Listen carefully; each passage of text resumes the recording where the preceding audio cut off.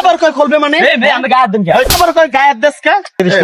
আপনি কি গরু নিছেন না আপনি ভালো করে তো বলতেই পারেন না। আমি নিছি হ্যাঁ গরু নিছে উনি আরে উনি আমি চাইছি 1,30,000 উনি চাই 60,000 টাকা দিমু আমি এই গরু কোন তুই আমারে চিনস না? তুই চেনলে কি হবে মামা কোন তুই এই যে গরুগুলো আপনি কে তুই এই যে গরুগুলো উঠেছিস কার জায়গায়? হ্যাঁ কার জায়গায়? কার জায়গায় এই তাবু দে আমি টাকা দিই না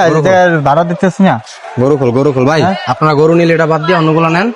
এটা আমি কিনছি। এই মামা দেখেন তো কি কম কোন তো ভাই এই উনি বাপের পরিচয় দিতে আছে আপনি জোর করে নিতে পারবেন ভাই গরুটা পছন্দ হয়েছে আমার, আপনারা দিবেন না জোর করে নেবেন আপনি আমার কথাটাকে শুনুন। হ্যাঁ জায়গাটা আমার বাপের, প্রতি বছরে আসেও হ্যাঁ। আমি ওর থেকে নেই, আমার অফিস থেকে টাকা নেয়। ও গরুর দাম চাইছে একটা, আমার দাম পছন্দ হয় না, আমি দিতাছি ওর। যেটা বাপের জায়গা তোর কি প্রমাণ আছে তোর বাপের জায়গা এটা তো ও বলতে পারো ওর বাপের জায়গা এটা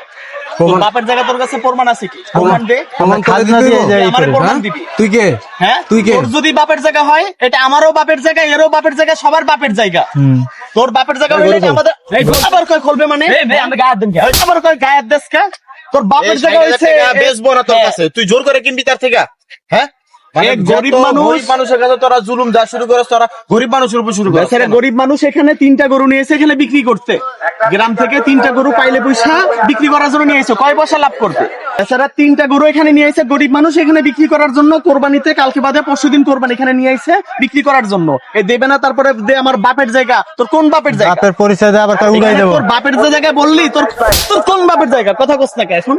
কথা কর তোর কোন বাপ আছে বাপরে ফোন দে তোর বাপরে ফোন দিবি তোর বাপের জায়গা থেকে তো পরে তোরা ছাড়াই নিয়ে যাবি আমি কি ফ্রি গরু কিছু নিতেছি? হইলে আমি তুই তো 60,000 free দিতেছি না? নিতেছস। এই তুই- বেটা, তোর কাছে 60,000 বেচবো না গরুর দাম 1 লাখ তুই এই গরু এত বড় একটা গরুর দাম তুই 60,000 টাকা কেমনে কর এই তোর বিবেকের প্রশ্ন করতো 60,000 টাকার গরু কোরবানি দেখুন এই সব দাম কোরবানিতে সবাই গরুর দাম তুই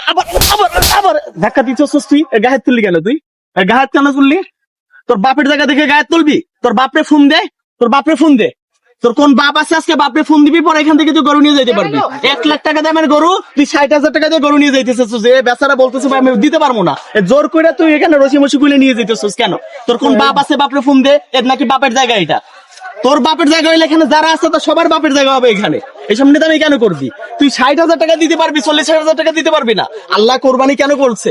তুই কোরবানি দেওয়ার জন্য যদি গরুটা নেস তাহলে তুই 40,000 টাকা দিতে পারবি না এখানে তোর নেতামি তোর পাওয়ার খাটে যাবে কেন তোর এখানে বান্ধে রে ভাই রশি নিয়ে আসেন তো এর এখানে বান্ধেন এখানে বয় না কাহিনী কি করছে দেখছেন এর বলে বাপের জায়গা এর 1 লাখ টাকা দিয়ে গরু 60,000 টাকা দিয়ে নিয়ে চলে যাবে আরে ভাই এগুলা বাটপার এসব বাট করে গেল কেন এই কুরবানির সময় হাড়ে এই বাটপারিগুলো কেন ধর